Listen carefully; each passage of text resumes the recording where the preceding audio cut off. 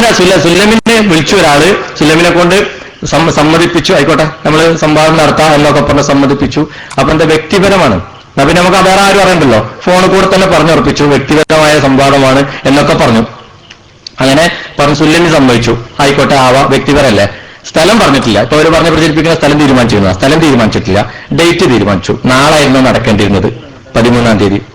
പക്ഷേ ഒരു കഴിഞ്ഞ മാസം അവസാനത്തിൽ തന്നെ വ്യാപകമായ പ്രചാരണം, പോസ്റ്ററുകളും ഒക്കെ ഇന്റർനെറ്റിലൊക്കെ വ്യാപകമായി പ്രചരിപ്പിക്കുന്നു. ആദർശ സംവാദം, മുജാഹിദ് വിഭാഗം ഫൈസൽ മുസ്ലിയാർ, മടവൂർ വിഭാഗം അബ്ദുസ്സലാം സുല്ലമി.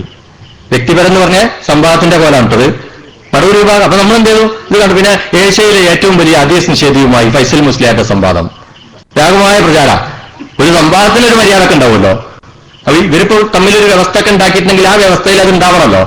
ഞാൻ ഏഷ്യയിലെ ഏറ്റവും വലിയ ഹദീസ് നിഷേധിയാണ് സലാം സുല്ലമി പറഞ്ഞല്ലോ ആ വ്യവസ്ഥയിൽ, എന്നാലല്ലേ ഇതിന്റെ പരസ്യത്തിൽ ഉപയോഗിക്കാൻ പാടുള്ളൂ. ഞാൻ മടവൂർ വിഭാഗത്തിന്റെ പ്രതിനിധിയാണെന്ന് സലാം സുല്ലമി പറയണല്ലോ. പിന്നെ മുജാഹിദ് വിഭാഗം, ഏത് മുജാഹിദ് ബാലുശ്ശേരിയുള്ള വിഭാഗം എന്നുള്ളതായിരിക്കും ചിലപ്പോൾ മുജാഹിദ് വിഭാഗം എന്നൊരു ഉദ്ദേശം ഉണ്ടാവുക. മുജാഹിദ് ആദർശമുള്ള വിഭാഗം ഏതായാലും അതല്ല. അപ്പൊ അങ്ങനെ വ്യാപകമായി പ്രചരിപ്പിച്ചുകൊണ്ടിരിക്കുന്ന ഈ സാഹചര്യത്തിൽ നമ്മൾ സ്വാഭാവികമായിട്ടും മടവൂർ വിഭാഗം എന്നിവർ വിളിക്കുന്ന നമ്മളാണല്ലോ, നമ്മളതിൽ ഇടപെട്ടു. അബ്ദുസ്സലാം സുല്ലമി പറഞ്ഞു ഇവരിപ്പോ ഏതായാലും ഇങ്ങനെ സംഘടന എന്നുള്ള രീതിയിൽ ആണല്ലോ നടത്തുന്നത്, അപ്പൊ ആയിക്കോട്ടെ നമുക്ക് അങ്ങനെ ആക്കാം, എന്നാൽ അതിനൊരു വ്യവസ്ഥ വേണം. വ്യവസ്ഥ ഇല്ലാത്തത് കൊണ്ടാണ് ഇവർ ഇങ്ങനെ ഒരു പണി തുടങ്ങിയത്. അപ്പൊ ഇനി ഈ വ്യവസ്ഥ ഇല്ലായ്മ കൊണ്ട് ഇനി ഇവർ പല ചതികളും ചെയ്യും. 2 ചതി ഇപ്പൊ തന്നെ കണ്ട സ്ഥിതിക്ക് നമുക്കൊരു വ്യവസ്ഥ എഴുതിപ്പിക്കാം എന്ന് പറഞ്ഞ് സലാം സുല്ലമി തന്നെ ഈ വിളിച്ച ആളെ ഫൈസൽ മുസ്ലിയാരുടെ പ്രതിനിധിയായി വിളിച്ച ആളെ വിളിച്ചിട്ട് പറഞ്ഞു, ഇനി ഈ വിഷയത്തിൽ കുറച്ച് കാര്യങ്ങൾ സംസാരിക്കാണ്ട് അത് നിങ്ങൾ മൻസൂർ അലിയുമായി ബന്ധപ്പെട്ടാൽ മതി എന്ന് പറഞ്ഞു.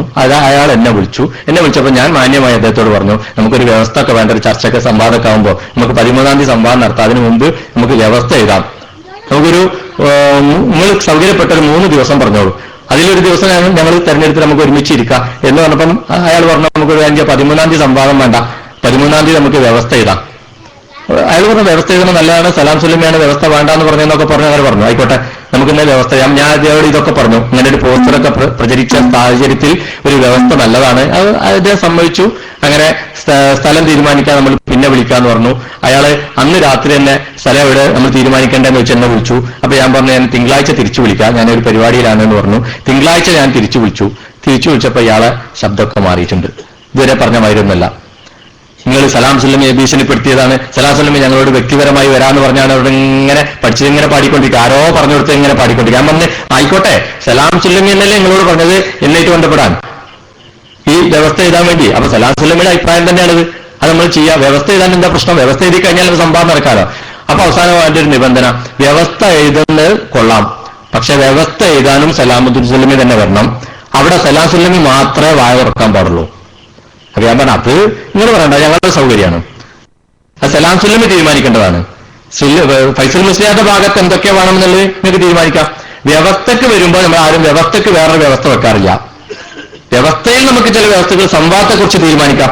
സംവാദത്തിൽ എന്തൊക്കെ ആവണം, സംവാദത്തിൽ വേണമെങ്കിൽ സലാം സുല്ലമി മാത്രമേ സംസാരിക്കാൻ പാടുള്ളൂ, നിങ്ങൾ പറഞ്ഞോളൂ. അതാണ് വ്യവസ്ഥ എന്ന് പറഞ്ഞാൽ. അപ്പൊ ഞങ്ങൾക്ക് ആവശ്യമുള്ള ചില ഡിമാൻഡുകൾ നിങ്ങളോടും പറയും, അത് നിങ്ങൾ അംഗീകരിക്കേണ്ടി വരും. അത് നമ്മൾ സമവായത്തിലൊരു വ്യവസ്ഥ കരാർ എഴുതി ഒപ്പിട്ടിട്ട് സംവാദം നടത്താറുണ്ട്, അയാൾ സമ്മതിക്കുന്നില്ല.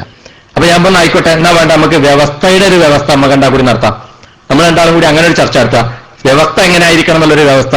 അപ്പൊ അതിന് അയാളില്ല. അങ്ങനെ പറഞ്ഞപ്പോ അയാൾ ഇങ്ങനെ സലാം സുല്ലമി എന്നെ മിണ്ടാൻ പാടുള്ളൂ. അപ്പൊ ഇതിനൊരു ദുരുദ്ദേശം മനസ്സിലാവുണ്ടല്ലോ.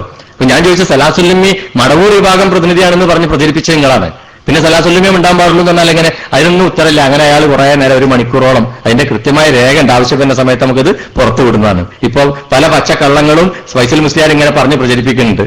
സലാം സുല്ലമി പറഞ്ഞതിന്റെ അടിസ്ഥാനത്തിൽ ഈ കുട്ടി എന്നെ വിളിച്ചപ്പോൾ ഞാൻ ഉടനെ തന്നെ നിങ്ങൾക്ക് എന്തിനാ സലാം സുല്ലമിനെ ഞാൻ വേറെ ആളെ തന്നൂടെ എന്ന് ഞാൻ ചോദിച്ചു എന്നൊക്കെയാണ്. ഞാൻ അതിന്റെ രേഖ ആവശ്യപ്പെട്ട് പല സ്ഥലത്തും ഇവരെടുത്ത് ഞാൻ ആവശ്യപ്പെട്ടിട്ടുണ്ട്, പക്ഷെ ആരും ഒരു രേഖയും തന്നിട്ടില്ല. അപ്പോ ഏതായാലും ആ കുട്ടി ഇവർക്ക് ഫൈസൽ മുസ്ലിയാർക്ക് വേണ്ടി വിളിച്ച കുട്ടി ഫൈസൽ മുസ്ലിയാർക്ക് വേണ്ടി ഒരിക്കൽ പോലും ഫൈസൽ മുസ്ലിയാർ വിളിച്ചിട്ടില്ല. അതാ രസം. ഫൈസൽ മുസ്ലിയാർക്ക് വേണ്ടി ഒരു പ്രതിനിധിക്കൊക്കെ ഇടപെടാം, സലാം സുല്ലമിക്ക് വേണ്ടി ഒരു പ്രതിനിധിക്ക് ഇടപെട്ടൂടാ. ഇവരുടെ ഉദ്ദേശം എന്താ? വലിയൊരാള്, ഇവരുടെ തന്നെ ഒരു വളരെ പ്രമുഖനായ ഒരാൾ ഫേസ്ബുക്കിൽ ഒരു കമന്റ് ഇട്ടുണ്ട്, 60 വയസ്സ് കഴിഞ്ഞ് അത്തും പിത്തുമായ സലാം സുല്ലമിയെ ഒറ്റയ്ക്ക് വിടാൻ നിങ്ങൾക്ക് പേടിയാണല്ലേ എന്ന്. ഇപ്പൊ മനസ്സിലായല്ലോ ഓരോ ഉദ്ദേശം എന്താണുള്ളത്. വേറൊരാൾ സലാസുല്ലമയുടെ കൂടെ ഉണ്ടാകാൻ പാടില്ല, സലാസുല്ലമി മാത്രമേ മിണ്ടാൻ പാടുള്ളൂ എന്നൊക്കെ പറഞ്ഞപ്പോൾ ഓരോ പ്രതീക്ഷ എന്തായിരുന്നു എന്നുള്ളത്, സലാസുല്ലമയുടെ അവസ്ഥ എന്താണെന്നുള്ളത് അത് വേറെ കാര്യം, നമുക്ക് എല്ലാവർക്കും അറിയാവുന്ന അവസ്ഥയാണ്. പക്ഷേ ഇവരുടെ പ്രതീക്ഷ എന്താണെന്നുള്ളത് മനസ്സിലാവുണ്ടല്ലോ. ഇത് കുതന്ത്രാണ്. എന്താ അവർക്ക് ഒരു ആദർശം, ഈ സലാം സുല്ലമയുടെ അതിനിശ്ചേദം പൊളിക്കാൻ അവരാദ്യം ആസൂത്രണം ചെയ്ത ഒരു പരിപാടി മടവൂർ വിഭാഗത്തിന്റെ മുഴുവൻ അതിനിശ്ചേദം പൊളിക്കാനുള്ള പരിപാടിയാക്കി കിട്ടിയതല്ലേ. ഞങ്ങളെല്ലാവരും കൂടി അങ്ങോട്ട് വന്നതാ. അവിടെ വെച്ച് നമ്മൾ വ്യവസ്ഥ ചെയ്താ ഈ സംവാദം നടക്കട്ടെ, തീരുമാനിച്ച സംവാദം തന്നെ നടക്കട്ടെ, സലാം സുല്ലമി ഫൈസൽ മുസ്ലിയാരും തമ്മിൽ തീരുമാനിച്ച സംവാദം തന്നെ നടക്കട്ടെ, ഒരു വ്യവസ്ഥ വേണം. ആ വ്യവസ്ഥയിൽ ഞങ്ങൾ ചില ആവശ്യങ്ങൾ ഉന്നയിക്കും, സ്വാഭാവികമായി നിങ്ങൾ ഇങ്ങോട്ടും ആവശ്യം ഉന്നയിക്കും. അങ്ങനെയാണ് ഒരു പരിപാടി നടക്കാറുള്ളത്. പക്ഷേ അതിന് മുങ്ങി. കാരണം ഫൈസൽ മുസ്ലിയാർ കൃത്യമായും പേടിച്ചു. അയാൾ വിചാരിച്ച സംഗതി നടക്കൂല എന്ന് മനസ്സിലായി. ഈ കുട്ടിയെ ഏൽപ്പിച്ചു, അതെങ്ങനെയാണ് കൊള്ളാക്കി കളയാൻ. ആ കുട്ടി ഫോൺ കട്ട് ചെയ്തു, പിന്നെ വിളിച്ചിട്ടില്ല. വ്യാപകമായി പ്രചരിപ്പിക്കുന്നപ്പോ ഇങ്ങനെ എന്നെ വിളിച്ചപ്പോ ഞാൻ നിങ്ങൾക്ക് സലാം സുല്ലമീൻ എന്തിനാ, ഞാൻ വേറെ ആളെ തെറ്റെന്ന് ചോദിച്ചതാ. ഞങ്ങൾ അങ്ങനെ ചോദിച്ചിട്ടില്ല. ആ സംവാദം തന്നെ നടക്കട്ടെ ഞങ്ങൾ പറഞ്ഞിട്ടുള്ളൂ. ഒരു വ്യവസ്ഥ വേണമെന്നേ പറഞ്ഞിട്ടുള്ളൂ. വ്യവസ്ഥ ഇല്ലാതെ ഏത് സംവാദം നടന്നിട്ടുള്ളത്? അപ്പൊ വ്യവസ്ഥ എഴുതാൻ പോലും പേടിക്കുന്ന ഒരവസ്ഥയിലാണ്. ഇതാണ് ഇവരുടെ അവസ്ഥ. ഇങ്ങനെ സംവാദത്തിനുണ്ടോ എന്ന് വെല്ലുവിളിച്ച് നടക്കുക, വേദിയിലേക്ക് കയറി വന്നിട്ട് സംവാദത്തിനുണ്ടോ എന്നുള്ള എഴുത്ത് തരിക, മൈക്ക് വേണമെന്ന് പറഞ്ഞ് ആവശ്യപ്പെടുക, പിന്നെ അതിനുവേണ്ടി ചർച്ചയ്ക്ക് ഇരിക്കുമ്പോൾ അതിന്റെ അവസാനത്തിൽ അത് രേഖപ്പെടുത്താൻ ശ്രമിക്കുമ്പോൾ അതിൽ കള്ളം പറഞ്ഞിട്ടത് അതിന്റെ രേഖകൾ മാറ്റിവെക്കുക, എന്നിട്ട് ഇതിൽ തിരുത്തു വരുത്തിയിട്ട് ഞാൻ കൊണ്ടുവരാന്ന് പറഞ്ഞിട്ട് അത് പൂഴ്ത്തി വെക്കുക. ഇങ്ങനെയൊക്കെയുള്ള കുറെ കുതന്ത്രങ്ങളല്ലാതെ കയ്യിൽ ആദർശമൊന്നുമില്ല എന്നുള്ളതാണ്. ഇനി ഇൻഷാ അല്ലാഹ് ഇതുമായി ബന്ധപ്പെട്ടുള്ള ചോദ്യോത്തര സമയത്ത് ആവശ്യമുള്ള കാര്യങ്ങൾ നമുക്ക് സംസാരിക്കാം. ഞാൻ തൽക്കാലം അവസാനിപ്പിക്കുന്നു. അസ്സലാമു അലൈക്കും.